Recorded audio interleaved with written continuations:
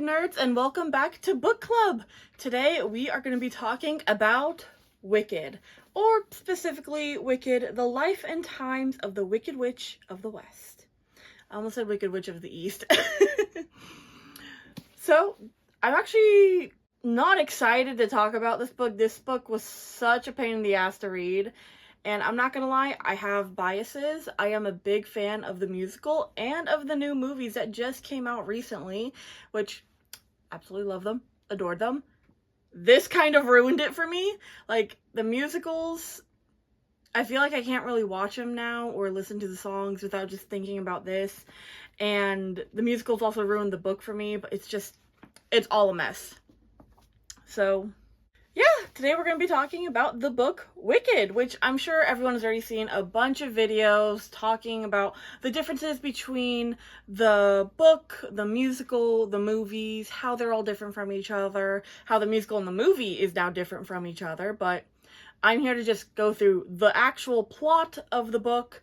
I'm not going to do much talking about the musicals or the movies or the actors or anything like that. I'm just going to go through the plot of the book, and then I'm going to give you my reactions that I were having through this and my thoughts and feelings on the book itself, which but anyway, let's get into the summary. We do have a back of the book blurb, my favorite thing. When Dorothy triumphed over the Wicked Witch of the West in L. Frank Baum's classic tale, we only heard her side of the story. But what about her arch nemesis and mysterious witch? Where did she come from? How did she become so wicked? And what is the true nature of evil? Gregory Maguire creates a fantasy world so rich and vivid that we will never look at Oz the same way again. Wicked is about a land where animals talk and strive to be treated like first-class citizens. Munchkinlanders seek the comfort of middle-class stability, and the Tin Man becomes a victim of domestic violence. And then there are the little green-skinned girl named Elphaba, who will grow up to be the infamous Wicked Witch of the West, a smart, prickly, and misunderstood creature who challenges all our preconceived notions about the nature of good and evil. Personally, I'm going to say this right now, the back of the book blurb is very misleading. But yeah, this is a 406-page book. It's not that big, actually, but, you know, it's just...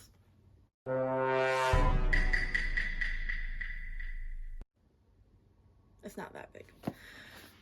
But this did take me a while to read. I think it took me about a week. Maybe a little over a week, because I did skip a few days. One thing I really do like about this book is that it's split up into 5 sections. So we have the contents, and it's just, the main parts are split up into 5 sections. So we have the Munchkinlanders, Gillikin, City of Emeralds, In the Vinkus, and the Murder and Its Afterlife. And we have a few chapters in between each one, but yeah, so I actually made my notes very different. So normally while I read or after I read, I just kind of summarize like big chunks of the book and the plot all together. But because this book was kind of dense, there was a lot of it, and it's just confusing. I took each section, and after I read each section, I did all my notes, and then I continued reading, and it took forever. I ended up reading in bursts of 50 to 40 pages, 40 to 50 pages, because it's just, there's so much of it. I think the longest section was In the Vinkus, but yeah. Anyway, we are going to get into the characters. I do have my notes right in front of me. It's on my laptop this time, and because I was not going to print out 5 pages worth of notes. It's just a little ridiculous. So for the characters, we have Frex, who is Elphaba and Nessarose's father. We have Melina, who is the mother. And we actually get some time with them in the beginning of the book, but we do get to see Elphaba's parents. Then we have Nanny, and her name is Nanny. She was Melina's nanny, and then she became Elphaba and Nessarose's nanny. And she's just, I didn't expect her to actually be a constant character throughout the entire book, but everywhere you look, there's Nanny. She's not gonna leave. We have Turtleheart, a traveler who rests at Melina and Frex's house for a little bit. There's Elphaba, of course, our main green girl. There is Galinda and Glinda, who, when I look at my notes, I wrote in parentheses friend with a bunch of question marks because the relationship itself is just really weird. I don't know if I like it, but it's just weird. We have Bach, we have Nessa Rose, we have Alma Clutch, which is a chaperone that is in shiz with Glinda and Elphaba, which is very interesting. I got so confused on who oh my god, Nessa Rose. Oh my god! I'm getting so confused already. This is why I have my notes right here, so that way I could just look at them, because, okay. Alma Clutch is a chaperone that goes with Glinda to shiz and ends up also being Elphaba's chaperone because they become roommates. We have Dr. Dillamond, which is the goat professor. He is the teacher of life science at shiz. We have Fiyero, who is the prince of the Vincus country. We have Madame Morrible, the headmistress of shiz. The wizard, which in my notes I wrote down Ozzy and Hitler. We have the Gale Force, which is the wizard's secret police force. Oh my god. We have Lear, which is the son of Elphaba and Fiyero. We have Sarima, who is the wife of Fiyero. And then we have Irji, Manik, and Nor, who are the children of Sarima and Fiyero. It's a lot, it's complicated, and it's just a lot. Also, by the way, this is a series. Like, this is the first book. There's like at least 3 other books after this. And then Gregory Maguire, right after the movies came out, he also published a prequel book called Elfie, or Elphaba, where it's the childhood of Elphaba. Which I can hear you thinking, like, oh, hey, wouldn't we already have Elphaba's childhood? Isn't that what this book is all about? Seeing Elphaba grow up and go to shiz and be the animal activist that we know and love her as in the musical? No! This book has a bunch of time skips in it, and they're pretty freaking big time skips. Like, no, we are going to get into what I can consider the beginning life of Elphaba, when in reality it's only, like, maybe the first... I'm not even gonna say the first year and a half. It's mostly about the parents and what the parents are doing. Elphaba's not really a character in it yet, so. But that's in the plot, which we're gonna get into. Getting into the plot, I'm gonna talk about each of the sections, just kind of like in a broad. I'm gonna try and be as broad as possible with these sections. It's kind of difficult to do so because there's a lot of detail in this book, and even me just summarizing the plot after each section took a very long time, and it's still a lot of detail. So we're going to get through the first section, Munchkinlanders, which is the introduction of Elphaba's parents and Elphaba's birth. We have Frex, who is a unionist minister of the unnamed god. I believe this is their version of Christianity, but I'm not entirely sure. It's just... this book is so political and religious. It was a bit confusing to read with all the time skips, but this is what we know. On the day that Elphaba is supposed to be born, Frex goes off to talk against the clock of the time dragon, which is starting to become like an up and rising pleasure faith, which he does not agree with. So he goes out and he starts talking against the clock dragon, the time dragon, and the time dragon, which is a traveling puppet show, essentially condemns Frex, which leads an angry mob coming after him, wanting to kill him. And during this time, he ends up writing off to other people saying like, hey, my wife Melina, she's probably about to give birth any minute. Can you get her out of the house? I'm worried that an angry mob is going to go after her. So a bunch of the women in the small town that they live in go and take her off somewhere, and they help her give birth to Elphaba, kind of thing. And Elphaba's born, and the women are absolutely horrified that this child that came out, unsure whether it's a boy, a girl, an animal, a human, it's a girl who's green. And Elphaba, who is now born, because obviously she's the only green person in the book, she has sharp teeth, like just sharp teeth. And it's one of the things that one of the women who are like holding Elphaba, they're trying to figure out whether they just leave Elphaba with Melina, who has passed out from giving birth, whether they should just kill Elphaba or drown her. And again, this book isn't nice. It's not very flowery or prose or anything like that. It's a horrific book. And while they're trying to discuss this, one of the women sticks her finger in Elphaba's mouth, and Elphaba, with her sharp razor teeth, bites the woman's finger off. And there's a line in the book that I really thought was kind of like, oh my god, this really sets the tone of the book. It's just how callous and rude and terrible a lot of these people in this book is, just casually. Like, one of the lines that really kind of got to me was that the babe took her first drink of blood, then her mother's milk. And I feel like that right there just kind of set in stone what the vibe of this whole book was going to be. Just this whole thing. It was weird. It was uncomfortable for me to read, but I kept on reading. This is like the first chapter of the book, by the way. Elphaba is born and then bites someone's finger off. And early on in the book, we also see that Elphaba has an aversion to water. She refuses to be near it. She won't drink it. She won't do anything with that. So we get a time skip to like a year and a half. Frex has lost his reputation as a very well-known unionist minister. Basically, he's kind of seen as like the laughing stock of the town in a sense, but he still travels and leaves very often to try and keep spreading the word of the unnamed god, while Melina is forced to stay at home with Elphaba, and she's just very casual with Elphaba. She doesn't really have a lot of motherly love towards her. She just kind of like looks at the baby and talks to her, being like, you know, if you don't eat your food, then I'm not going to feed you again. Like, you do know that you kind of ruined my life, right? Why did you have to be green? Why did you have to be a girl? She's just very kind of casually, not really hatefully talking to Elphaba. Like, she makes sure Elphaba does eat. She makes sure Elphaba is relatively safe in the house. She kind of resents Frex for always leaving her, kind of thing. But also, it's a good thing that he does leave, because he brought this life of poverty to her. Because we kind of get more of, like, the background, how Elphaba's mother, Melina, was was one of the children of the great eminence Throp, who is basically the leader of Munchkinland. And she ran off with Frex, got married, and she was hoping for a boy because the eminence of Throp gets passed down to women. So she basically abandoned her position to be an eminence Throp.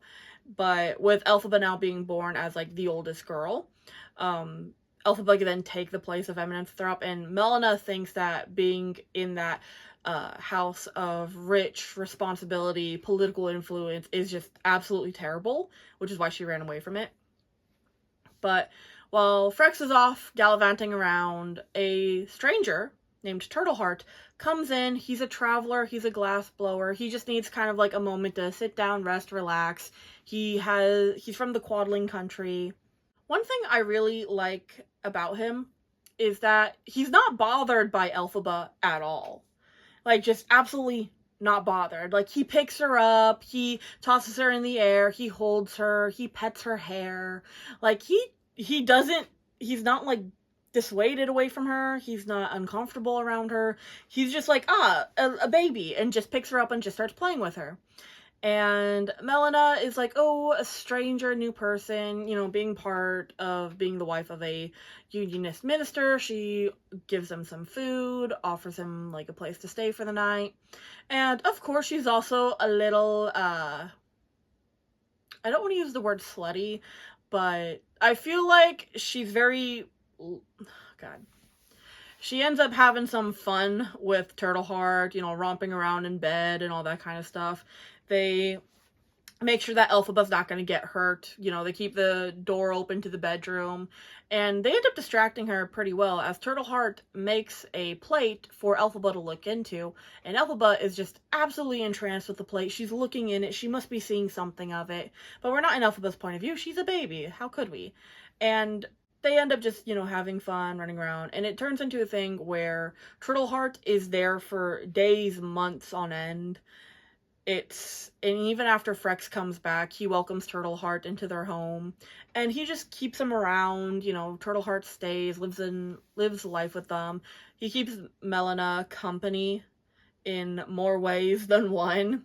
And he seems to like Elphaba enough to, you know, not be dissuaded. He doesn't say anything bad about her. He doesn't try to hurt her. He picks her up, he plays with her, shows her tenderness. And that's another thing I really like about the parents so far, is that while they don't really seem happy with Elphaba, they do show her tenderness. Like, even Frex, who was originally saying that a green child was, you know, his punishment, it's to pay for his mistakes of not being a good enough minister, it's the curse of the unnamed god kind of stuff.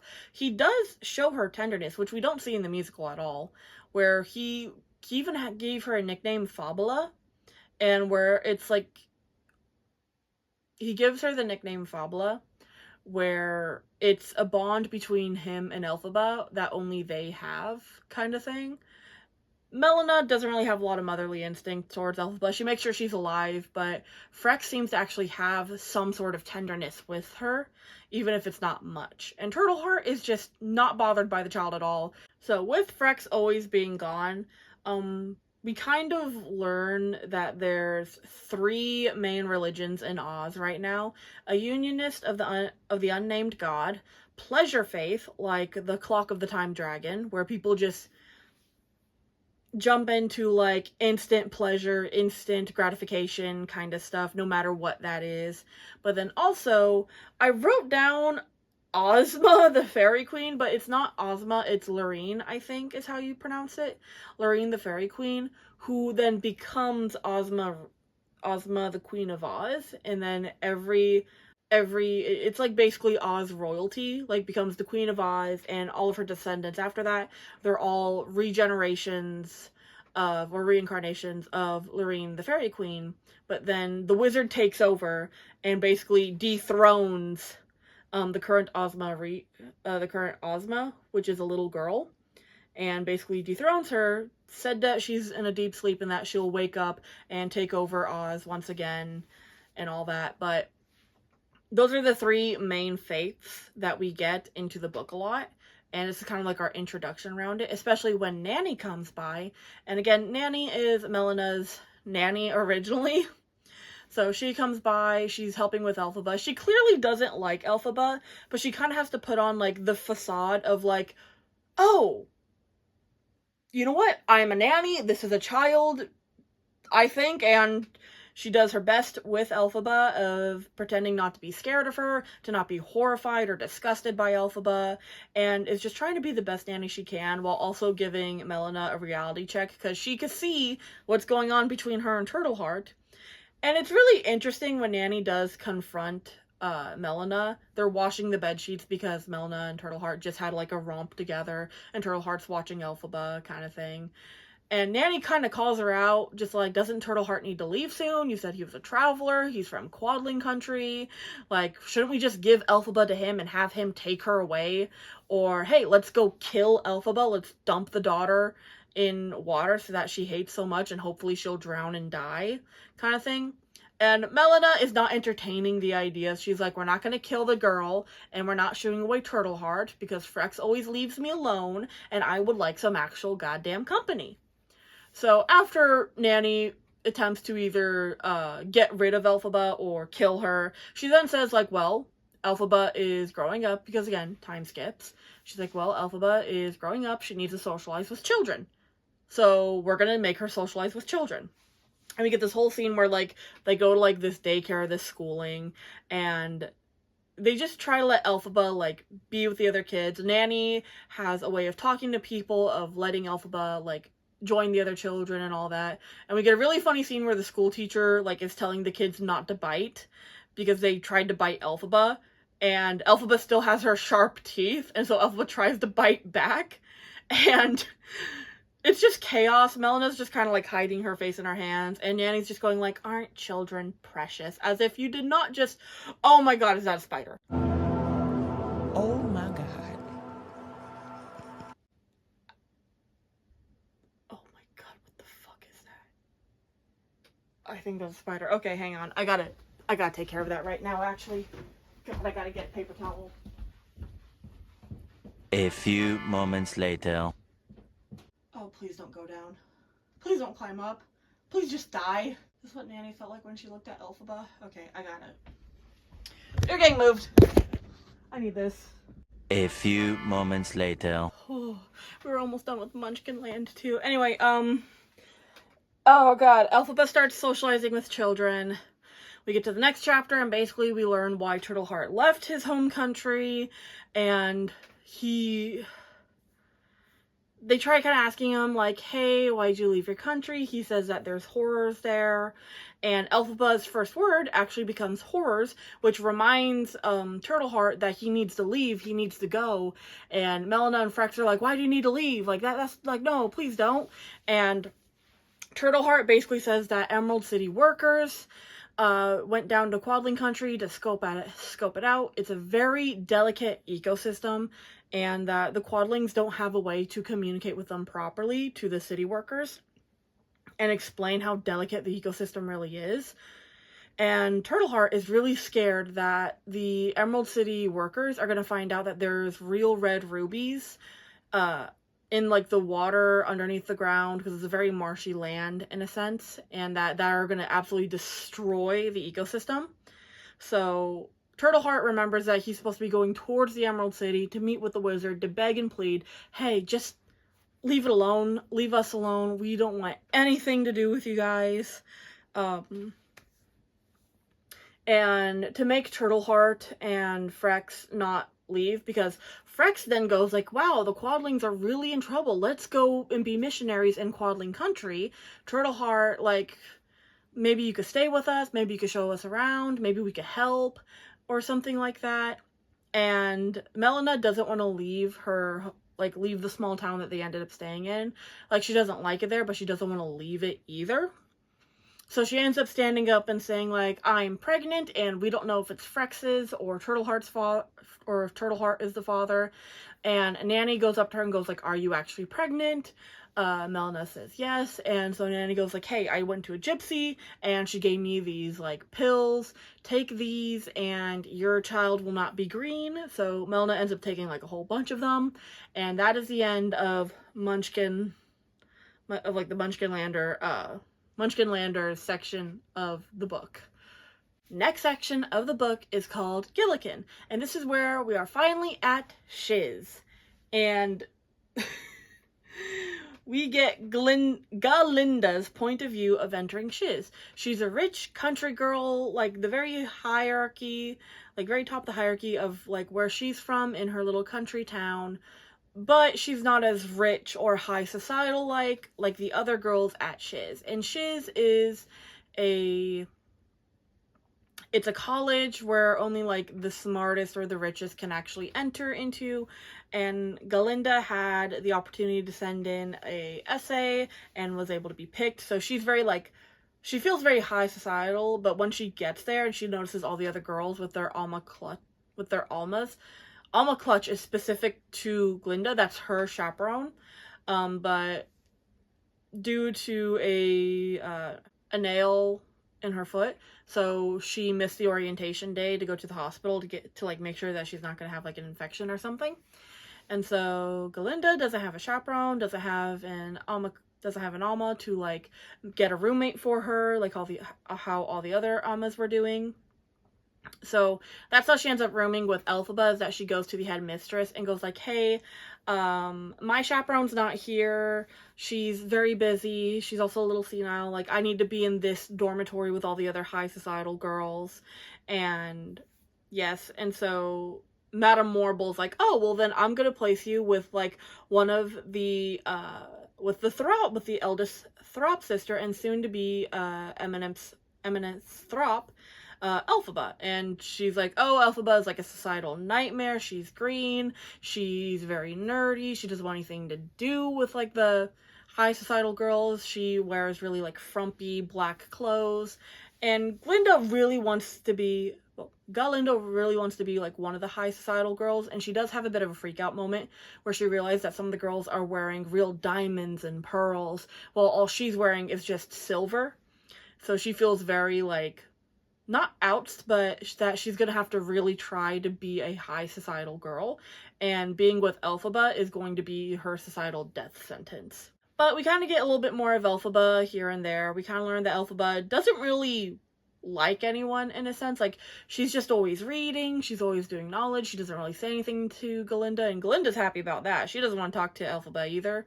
But every once in a while, she's just kind of like, hey, what are you doing? What are you reading? And Elphaba just is like, kind of surprised, like, Elphaba just doesn't really have an interest in people, let alone Galinda right now. And we only get like a small section with Galinda where she kind of talks to Elphaba about, you know, her thoughts on religion and what she's reading in her classes.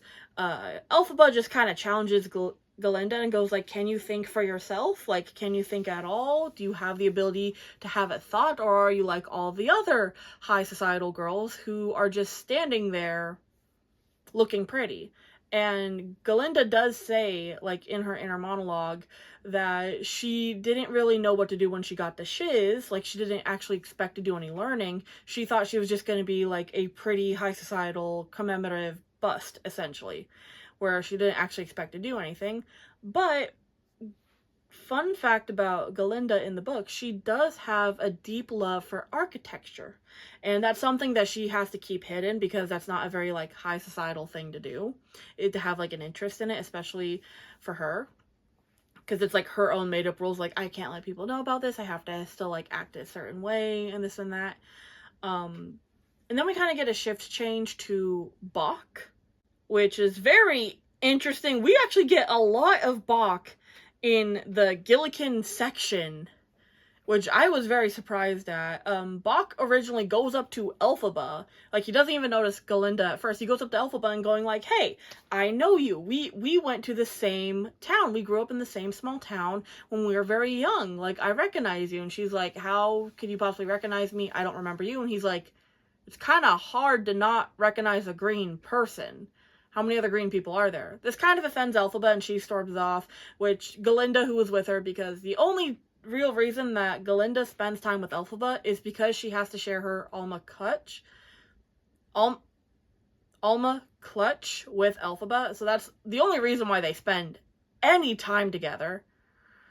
So Galinda's right there, and that's when Bach actually notices Galinda and introduces himself, and this is when he kind of starts getting smitten with her, and he basically tells Elphaba, like, hey, I'm your friend, you owe me an introduction with Galinda, which Elphaba's like, I don't owe you shit, dude. We don't know each other, we're not friends. And what I really like about this is that they have, like, their formalities with each other. He calls her Miss Elphaba. She calls him Mr. Bach or Master Bach kind of thing. And he drops the honorifics and being like, Elphaba, please help me. And so she also drops the honorifics. And so they're kind of becoming friends. But she's also calling him out like, dude, we're not actually friends. Why should I help you because you got a crush on my roommate? But he's very persistent about it. So she creates a secret meeting where she convinces Galinda to go meet with Bach. Bach is very happy about the whole thing, just to talk to her, see her, to show and express his affection. He tells her he likes her. There is no kind of, like, running around kind of thing with Galinda in the musical and the movies where he's like, oh, I'll just do whatever she wants. It's like, no, he's over here, he's like, I like you. I have affection for you. I would like us to start off as friends if that would be more comfortable for you. And Galinda's like, you're too short. You're a munchkin lander. You're a farmer. You're not rich. Why would I have affection for you, let alone want to be your friend? And he's over here like, I like you. I want to be friends with you. If you won't return my affections, one day you will.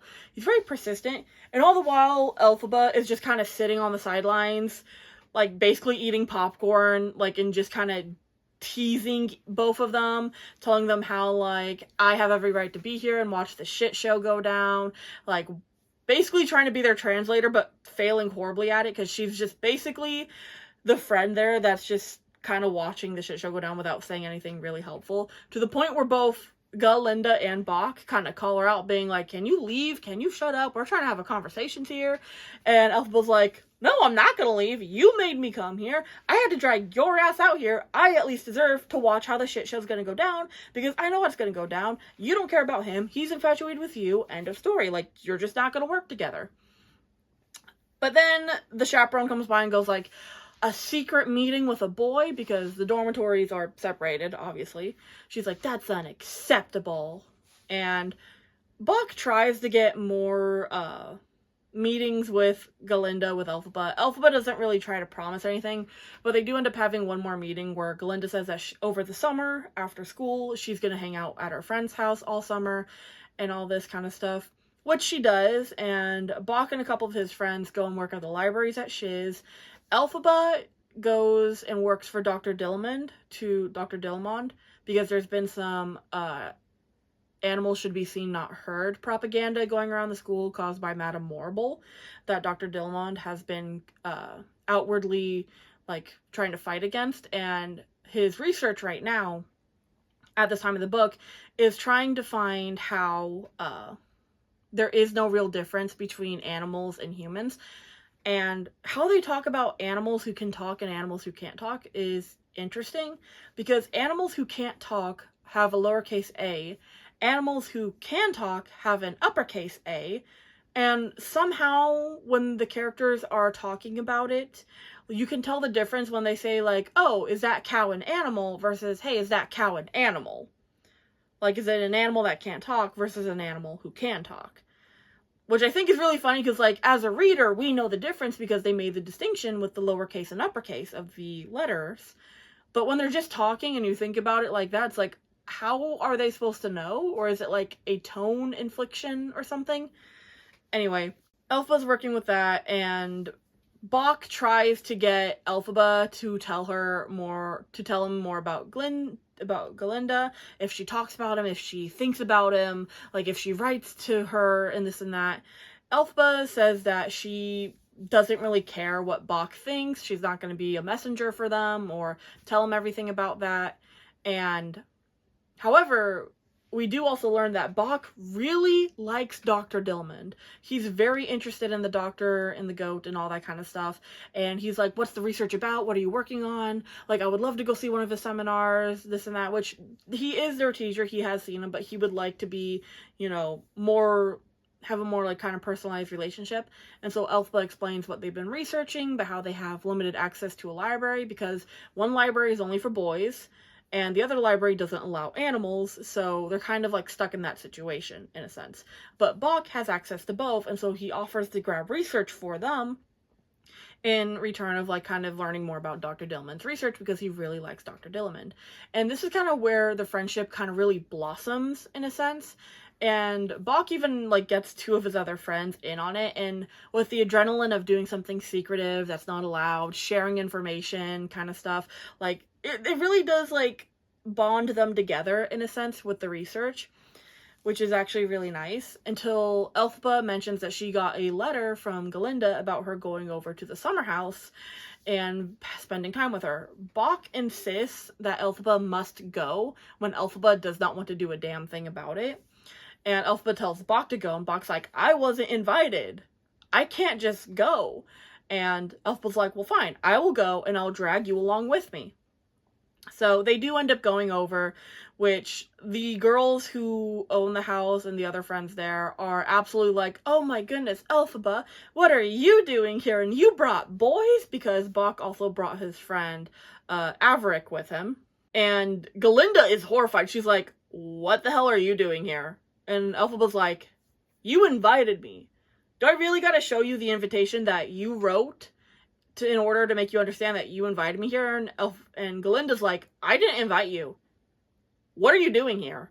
Why is Bach here? Why are you here? Kind of thing. And one of Galinda's friends admits that it was a prank. She wrote the letter saying that Elphaba should come over, and she didn't actually expect Elphaba to come by. And all the while, this friend is like laughing hysterically. She made a mockery of Galinda and Elphaba. Elphaba's just like, well, I'm here, so now I'm staying. So now deal with it. Which the friends don't really seem to mind too terribly.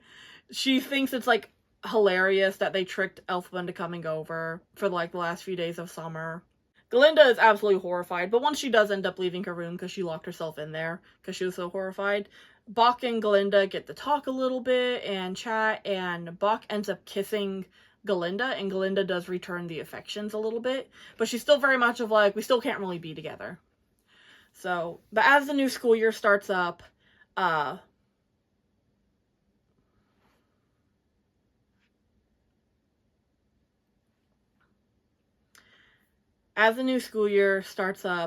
Dr. Dillamond is unfortunately murdered, which is it was very shocking for me as I was reading this, because again, I love the musical, and in the musical, Dr. Dillamond doesn't die, but in the book he does, and it's actually pretty gruesome, and all the students see what happened to him, and Galinda is so, like, upset over it that she changes her name to Glinda, because Dr. Dillamond couldn't pronounce Galinda, and Elphaba is very upset over it. Bach is like, everyone's just super upset over it.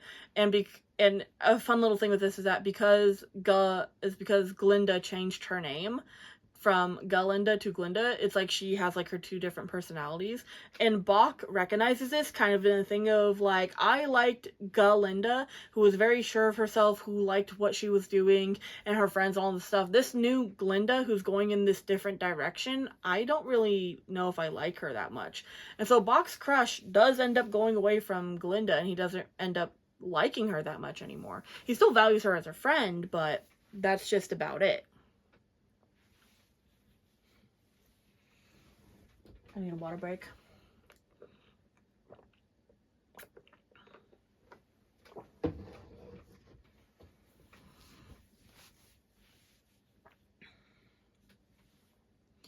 So, with Dr. Dillman's murder, we have a new life science teacher who's not as good as Dr. Dillman, and this is when Fierro comes in as like a new student.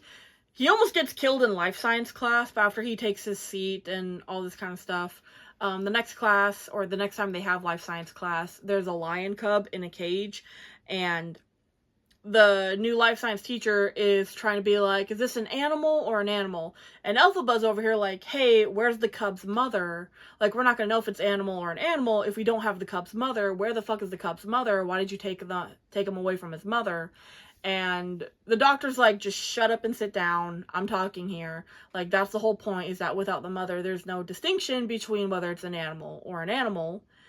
And it's this whole thing where he's, like, talking about how we will never really know the difference unless we, like, look inside kind of thing. And basically, he tries to lobotomize the lion, which he named Burr. So the lion does have a name. His name is Burr.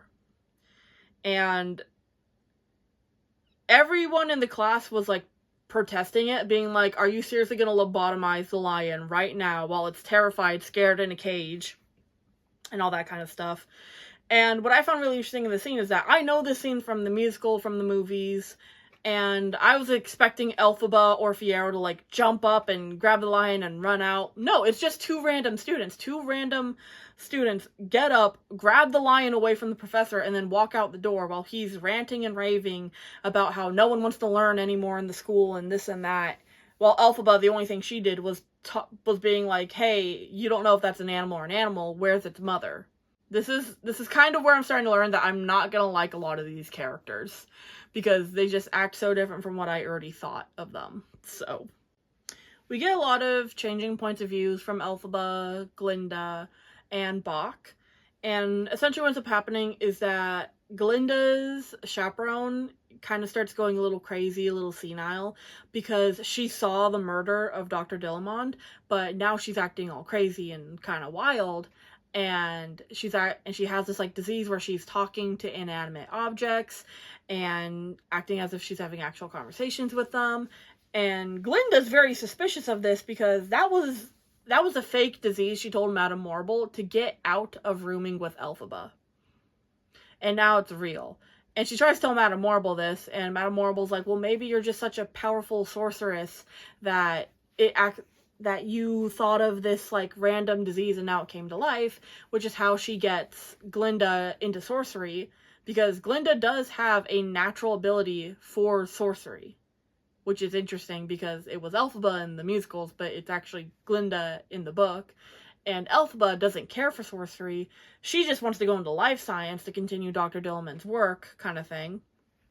But they need a chaperone or else they're going to get sent to a different dorm. So Elphaba says, hey, let's bring in my nanny. She could be our chaperone. And Nanny comes to Shiz, but she also brings Nessa Rose, which Bach goes to, like, bring him to Shiz. Like, he goes to greet them, and then we'll bring him back to Shiz with him and all that. But as Bach meets Nessa Rose, or Nessa, Nessa doesn't have any arms. What? She's armless. In the musical, in the movie, she can't walk. She's in a wheelchair. Like, that was the whole thing, was that, you know, her mother was taking a type of medicine, and she came out with, like, twisted legs, and she can't walk. Nessa Rose can technically walk. She's just unbalanced because she doesn't have any arms. She's armless. It's just so... The more I was reading this book, the more I kept on thinking, where were they getting stuff for the musical? Like, a few things I can kind of understand where they got certain things, but as I kept on reading the book, the more I was like, how did this become the musical? Anyway, Nessa, as we learn to find, is a religious fanatic like her dad. She is very devoted to the unnamed god, a unionist through and through. Elphaba is not. She's an atheist. She doesn't believe in souls or anything like that, which she does kind of poke fun at Nessa for a little bit. And Nessa does end up getting shoes sent to her, the silver slippers, which she absolutely loves and adores. Frex absolutely dotes on Nessa and all that. He does care about Elphaba as well, but because Elphaba is considered, like, not more normal, but that, you know, she's stronger than Nessa. Nessa needs more caring and tending and all that kind of stuff. Elphaba will be fine on her own, which kind of, like, Elphaba doesn't really resent her family, but she does, like, notice this differences. Like, her father still calls her Fabula, but only in the comfort of their home and never out in public, kind of thing. After this, Alma Clutch, Glinda's chaperone, then ends up dying because her disease was getting to her and the shock was getting to her too much. And so Elphaba and Glinda ask for a moment alone, so they have a moment alone with her chaperone, and in a fit of clarity, Alma Clutch tells Glinda and Elphaba that she saw who killed Dr. Dillamond, and it was a TikTok creature that sliced his throat, because that's how he died. He died of a cut throat. And a TikTok creature, like, it kind of goes back to the pleasure phase of the puppet show. There's TikTok creatures, which are basically just robots. They're just robots, and Gromek is Madame Morble's robot that's seen all around the school. So then Elphaba's like, so it was Madame Morble that killed Dr. Dillamond because of his groundbreaking research in the differences between humans and animals, with a capital A, and the fact that there isn't really any, kind of thing. And so, after Alma Clutch's funeral, Madame Morble brings in Nessa, Elphaba, and Glinda and kind of tells, like, hey, you girls can be very powerful sorceresses, like, as long as you stay in shiz, and, like, you don't have to decide right now, but we want you to be working with the wizard, with the government, in the background information, basically as, like, secret, like, pieces of, like, the whole entire picture kind of thing. And I'm putting a spell on you so that way you can't talk about it. So... And when their whole friend group, Nessa, Bach, the few friends, Fiero, Glinda, Elphaba, and Nanny as their chaperone, goes to a bar, because they're like 18 now, to kind of drink to Alma Clutch.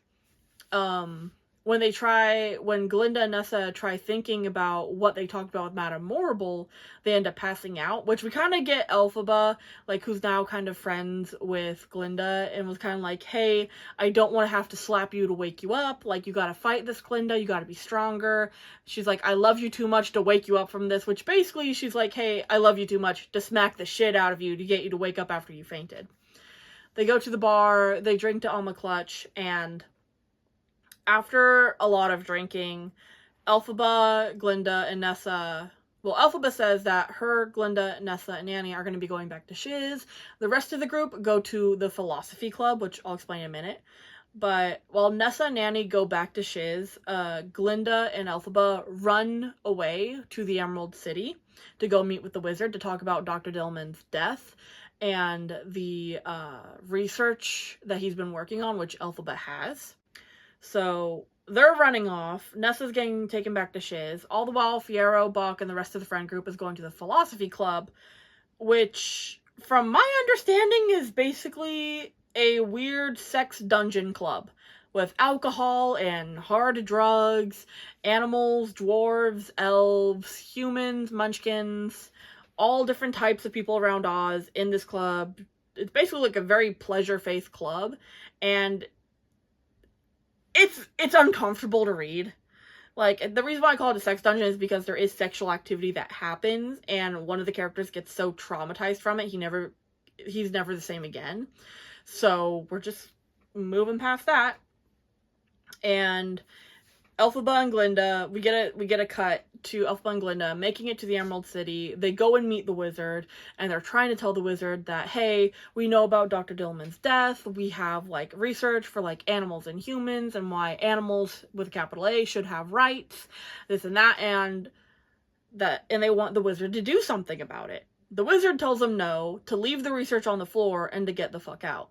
Which they do. Glinda's, like, preparing on the ride back to Shiz, and Elphaba, she's not going back with Glinda. She tells Glinda that she's a seasoned traveler now, that she knows the way, she just needs to take the same way back, and she hugs her, she says goodbye, and she kisses her twice, and basically calls her my sweet, and then runs off. And that is the end of the Gillikin, or, like, the Shiz era of the book, the Shiz section of the book. And it's a lot. There's a lot more Bach than I thought there was going to be, but I didn't hate it. So, and that was a lot to talk about. Surprise! Editor Leona here. Yeah, this video is too long. My editing software that I use is not going to let me export the entire video, so unfortunately this is going to have to be a two-parter video. Thank you guys so much for watching. We'll finish this next week. Bye!